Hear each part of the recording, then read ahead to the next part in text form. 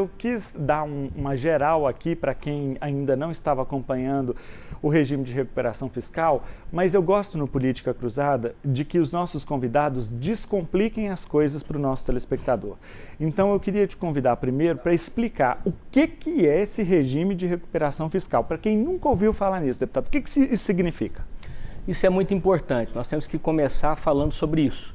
O estado de Minas, ele está entre os estados mais endividados com a União. Eu diria que Minas Gerais, o Rio de Janeiro, o Rio Grande do Sul e Goiás são os estados numa linha de maior grau de endividamento com a União. Essa dívida, como você apontou aí, chega hoje a mais de 150 bilhões de reais.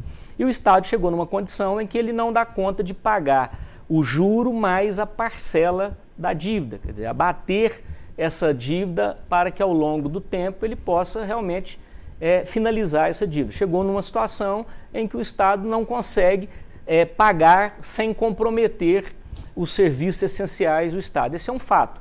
Essa dívida tem uma origem em governos anteriores, ela veio ao longo de muitos governos, porque nós não tínhamos legislações que nós temos hoje. A lei de responsabilidade fiscal, a impossibilidade de contratar empréstimo se você não tiver ali dentro de percentuais de endividamento, a imposição de limites constitucionais de gastos, a necessidade de cumprimento de gastos com folha de pessoal. Nós não tínhamos nada disso. Era muito comum em governos bem anteriores, tanto no âmbito municipal quanto estadual, o arrolamento de dívida para gestões futuras. Um gestor que não era muito bom ali na administração, ele endividava, seja o município ou o estado, e aquela dívida passava para o administrador seguinte. Isso acabou, essa situação. Isso foi chegando num ponto que há responsabilização, há limitação para isso. Você já não consegue mais crédito para poder alavancar recursos e endividar ainda mais o ente público se você não estiver cumprindo ali o seu dever de casa. Bom, o que está sendo discutido hoje? O Estado ele tem uma liminar. Essa liminar, concedida pelo Supremo, garante ao Estado até dezembro a suspensão do pagamento dessa dívida. Se fosse para ser cobrado hoje de uma forma imediata o que o Estado está devendo em termos de juro e de parcela principal, seria um montante de 18 bilhões de reais. Nossa! Essa cobrança imediata inviabilizaria os compromissos cotidianos do Estado, folha de pagamento, investimentos na saúde e na educação. E o Supremo deu até 20 de dezembro para que o Estado possa aderir a esse regime de recuperação. Bom, o que é o regime? É uma lei federal que disciplina regras para que esses estados devedores possam se organizar para poder pagar o juro e a parcela.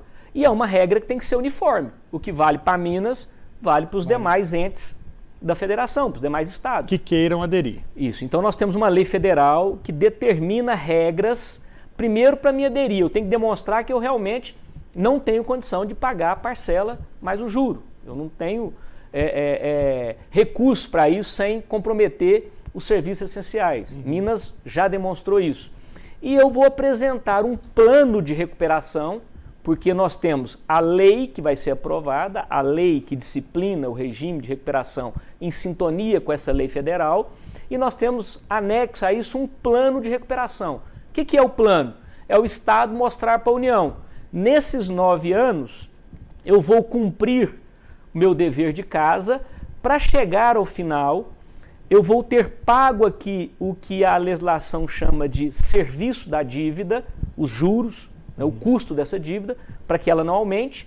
No final de 9 anos, eu tenho esse mesmo montante de dívida que nós temos hoje, eu não paguei a dívida, a gente tem que deixar isso muito claro.